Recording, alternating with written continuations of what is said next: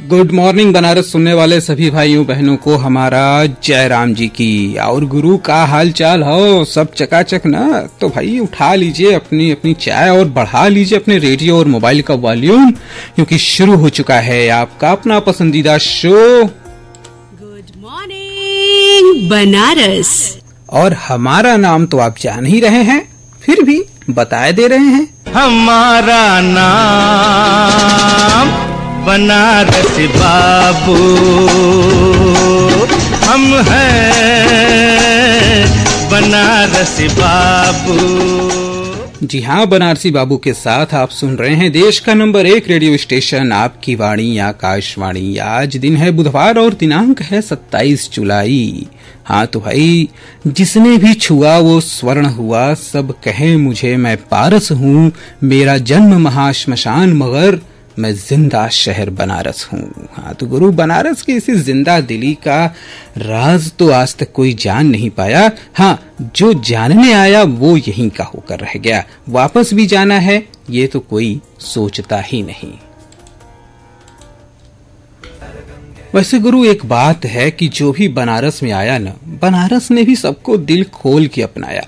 फिर वो चाहे राजा दिवोदास के समय भगवान भोले के भेजे अष्ट सिद्धि 9 निधि द्वादश आदित्य 56 विनायक हो, चाहे उसके बाद वेदव्यास से लेकर भगवान बुद्ध, शंकराचार्य, रामानंदाचार्य, वल्लभाचार्य हो, चाहे अवघड़ बाबा कीना राम से लेकर सतुआ दास बाबा, लोटा दास या विश्वनाथ स्वरूप तेलंग स्वामी जी हो, या फिर कबीर, तुलसी, रैदास जैसे भक्त हों, या जो है कि उस्ताद बिस्मिल्लाह खां, पंडित किशन महाराज, विदुषी गिरजा देवी जैसे संगीतज्ञ हों, या भारतेंदु हरिश्चंद्र से लेकर पंडित जयशंकर प्रसाद, मुंशी प्रेमचंद या आचार्य रामचंद्र शुक्ल जैसे साहित्यकार हों। भैया, बनारस का रस एक बार जिसके मुंह लगा न, वो फिर बेबस होकर यहीं के बस में हो गया।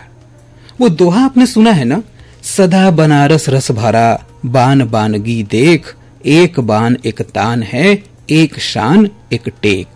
तो ऐसे ही रस से भरे बनारस के एक पाहुन से हमने बात किया, जो भूटान देश से यहाँ आकर बसे और यहीं पर अध्ययन अध्यापन कर रहे हैं, जिन्होंने संस्कृत के प्रचार प्रसार के लिए अपना यह जीवन समर्पित कर रखा है। ऐसे संपूर्णानंद संस्कृत विश्वविद्यालय के तुलनात्मक धर्म दर्शन विभाग के अध्यक्ष आचार्य प्रोफेसर हरिप्रसाद अधिकारी जी से। तो आप भी सुनिए गुरुजी के अनुभव। ओम नमः शिवाय।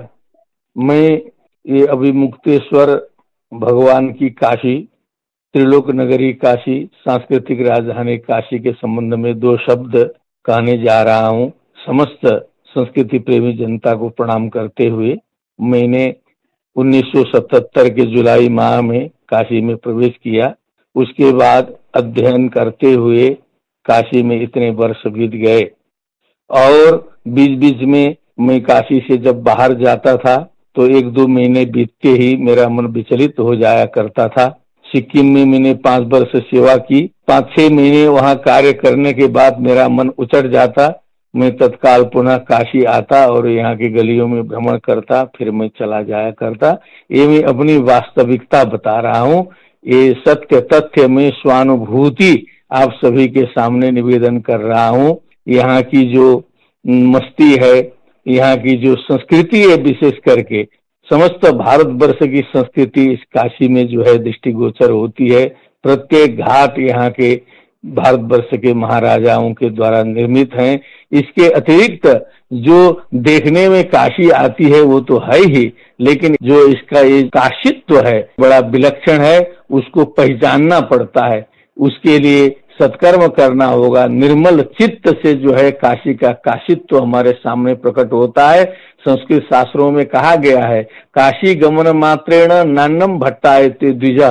केवल काशी का बाह्य स्वरूप ही पर्याप्त नहीं होता है। अभी तो यहाँ की जो सारस्वत साधना है, जो अनादिकाल से कालिदास से लेकर के शंकराचार्य से लेकर के बड़े बड़े ऋषि महर्षि जो यहाँ आकर के साधना की पराकाष्ठा को प्राप्त हुए हैं, चाहे यहाँ तक कि भगवान बुद्ध भी इसी काशी के निकट में रह करके उन्होंने अपनी साधना पूर्ण की। तैलंग स्वामी, लाहिड़ी स्वामी, अनगिनत संत जो है भारतवर्ष एवं विदेशों से आकर के यहाँ साधना करते हैं।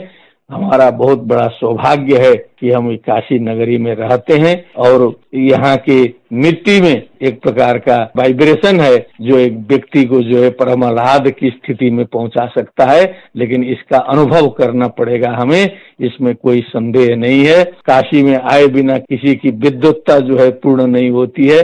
काशी में आकर के विद्वानों के सामने उसे प्रस्तुत करना पड़ता है। कोई भी संत महंत धर्म गुरु काशी में पधारे बिना, काशी में आए बिना उसकी साधना पूर्ण नहीं होती है। यह है काशी नगरी। श्रावण मास में आइए हम सभी भोले बाबा का अर्चन करें। ओम नमः शिवाय, ओम नमः शिवाय, ओम नमः शिवाय। हरि ओम तत्सत।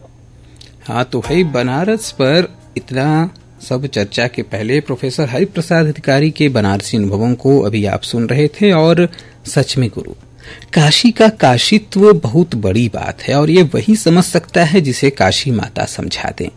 तो आइए अब बातें कुछ गुजरे हुए कल की। तो आपको बता दें कि आज ही के दिन सन 1913 में भारत की आजादी के लिए संघर्ष करने वाली प्रमुख महिला क्रांतिकारी कल्पना दत्त का जन्म हुआ था। साथ ही आज है भारत के पूर्व राष्ट्रपति और मिसाइल मैन के नाम से ख्यात डॉक्टर APJ अब्दुल कलाम की पुण्यतिथि। कृतज्ञ राष्ट्र आज उन्हें अपनी श्रद्धांजलि अर्पित कर रहा है। आपको बताते चले कि आज है सेंट्रल रिजर्व पुलिस फोर्स यानी CRPF का स्थापना दिवस। इसकी स्थापना आज ही के दिन सन 1939 में हुई थी। सेवा और वफादारी इसका आदर्श वाक्य है। हाँ तो भाई, अब आप कहेंगे कि रजा बनारसी बाबू उस 3.5 हवेली वाली बात कर रहे थे, रजा उका का भया।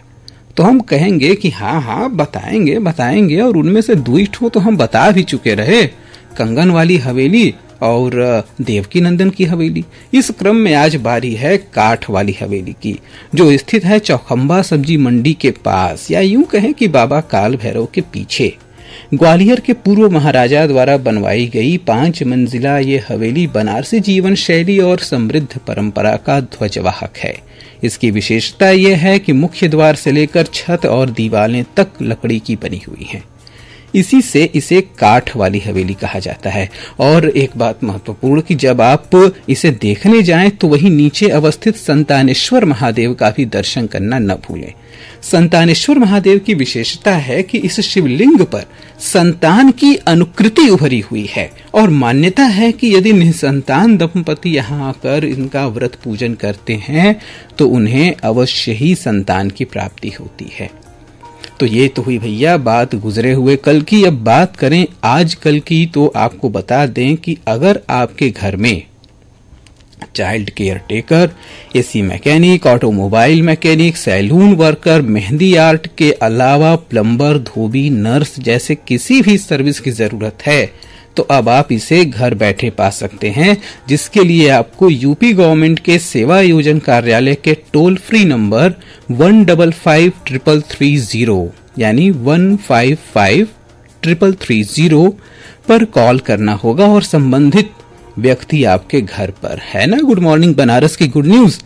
और दूसरी गुड न्यूज ये कि अब हम जल्द ही मनाएंगे अपने बनारस का बर्थडे, क्योंकि नगर विकास विभाग ने कब हुआ बनारस का जन्म ये निर्धारित करने के लिए 5 सदस्यीय कमेटी बना दी है। तो कीजिए इंतजार गुड मॉर्निंग बनारस के बाद जल्द ही हैप्पी बर्थडे बनारस बोलने का। भैया एक और न्यूज आपको बताते चले कि NSD की ओर से आजादी के अमृत महोत्सव के अंतर्गत नागरी नाटक मंडली में कल सायंकाल अग्नि कहीं भड़क न जाए नाटक के मंचन के साथ ही 5 दिवसीय भारत रंग महोत्सव का आरंभ हो गया है, जिसमें आज शाम गुमनाम सितारे नाटक का मंचन किया जाएगा। तो आप भी जाएं और आजादी के रणबांकुरों के अफसानों से रूबरू होइए। मौसम के हालचाल की बात करें तो आज आंशिक रूप से कहीं कहीं बादल छाए रहेंगे और कहीं कहीं हल्की बारिश की संभावना भी है। तो ये हुआ मौसम का हाल। और अब घड़ी की सुई कह रही है कि रजा बनारसी बाबू अब यहाँ से चले का बारी हो। तो भैया आप लोग ये गाना सुना, मस्त रहा मस्त करा, नमस्कार।